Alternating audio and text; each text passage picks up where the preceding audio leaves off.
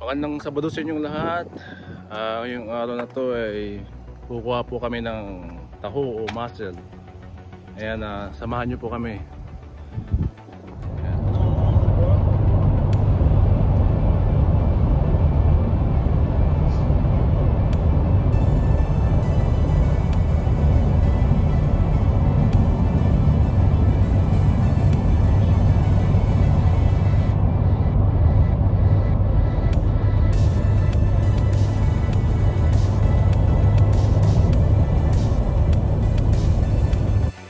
Ayan, nakarating na kami dito sa lugar na pagkukunan namin ng yung mussel o taho. Ayan, medyo mahangin. Saka yung malalaki pa rin ng saka mapagi doon sa bulbot. Pwede yung hangin, malamig. Ayan.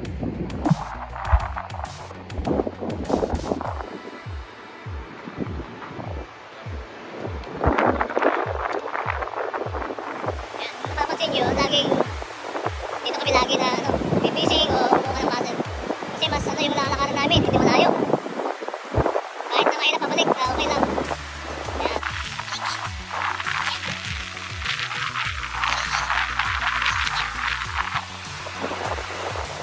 Medyo taas pa yung tubig. Tapos yung bukas, yan ang yung sobrang low tide. Pero ngayon parang hindi masyado sa tide.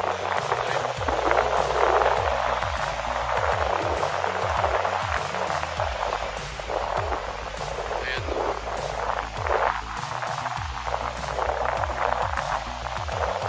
Dito maliliit.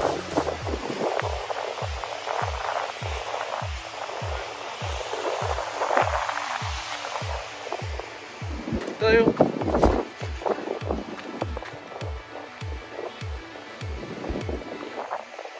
Mas ang pinakamaganda. Sobrang low tide. Ito yung masarap sigangin. Pili ko namin to. Ayan o. Ayan, dami o. Ayan, tulong taho, mussel. Doon siya mabulong-buto na yan.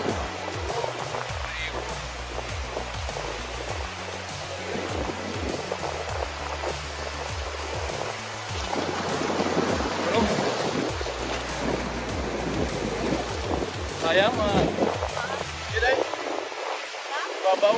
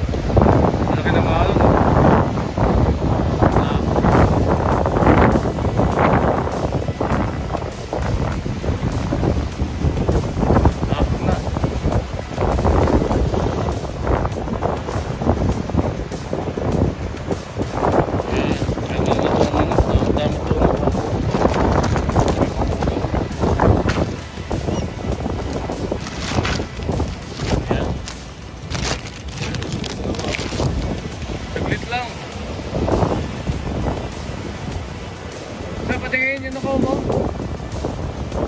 Sa patingin. Yun ako mo.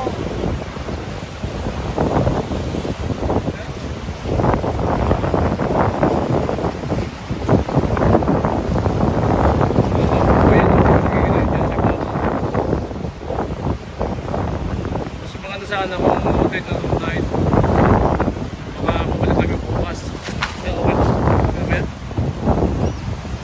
Tignan mo yung ano mo. Ano mo?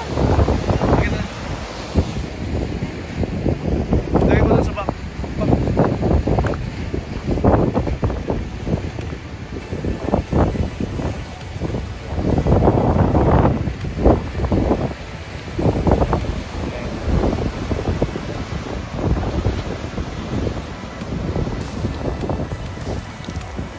Ito, may limit din ito.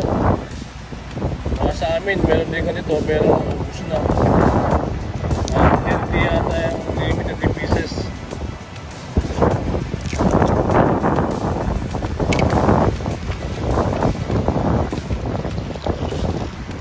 Yun, ito ano mo.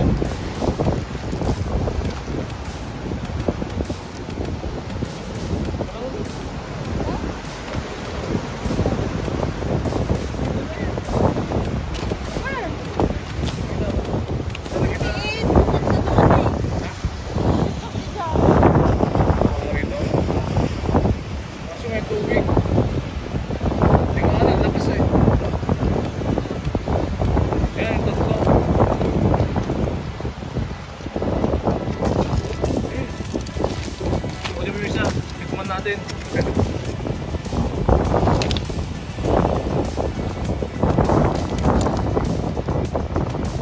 Yan, laki yun yan. Dalawa.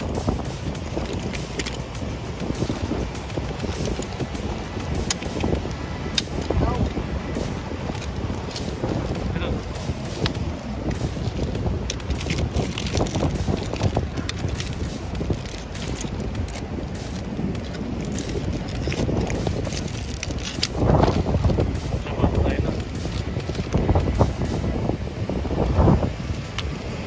Not even bad. Dalawa na yun. Pwede na yun. Uwi na tayo. Yan.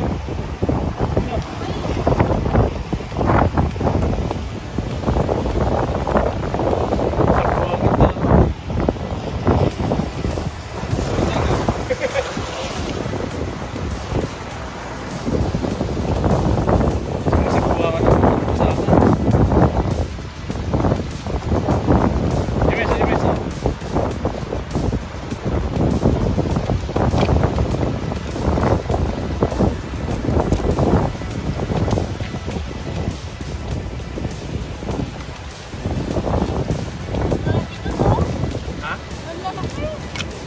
Yan.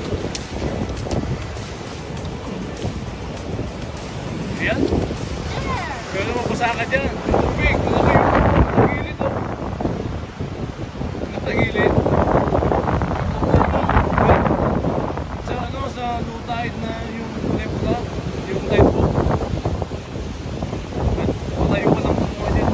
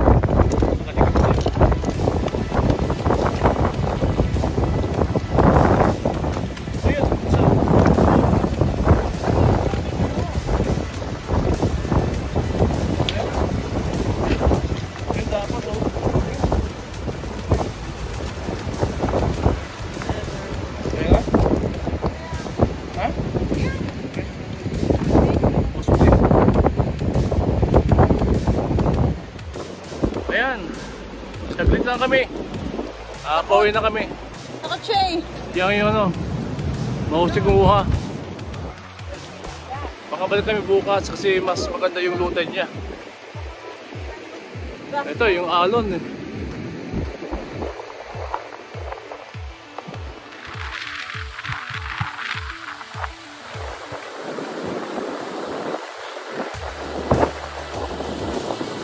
Subukan sana yung fishing kaso mahangin. Ayun o, low tide. Ayun na low tide. Pagi.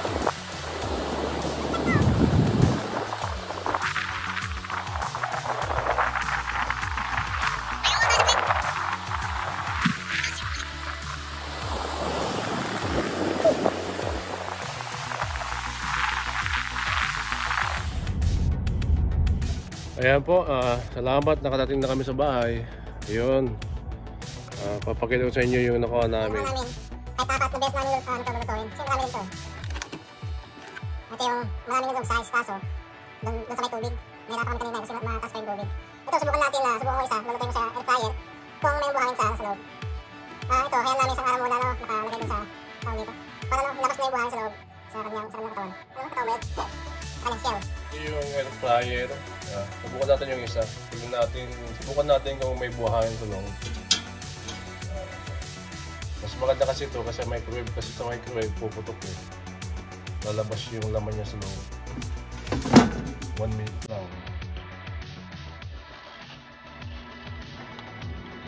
Ito na to.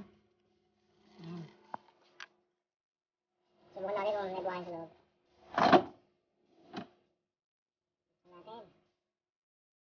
Uy, meron pala tayong kambing. Ayan. Ito, marami ito. Ito na siya, oh. Mukhang matamis. Ito yung pinaka-ano niya, yung kumakapit sa ano to, sa bato. Ayan. Tikman natin kung buhangin o walang buhangin. Ito, pag linisin mo maigi yung ano niyan, yung shell niya, pwede mong lagyan ng sabaw. Kamatis lang sa kaluya, asin, okay na. Tikman natin. Yan, patakan natin ng lime.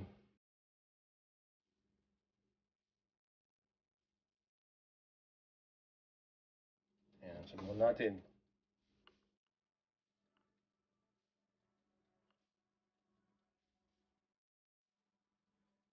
Yan siya.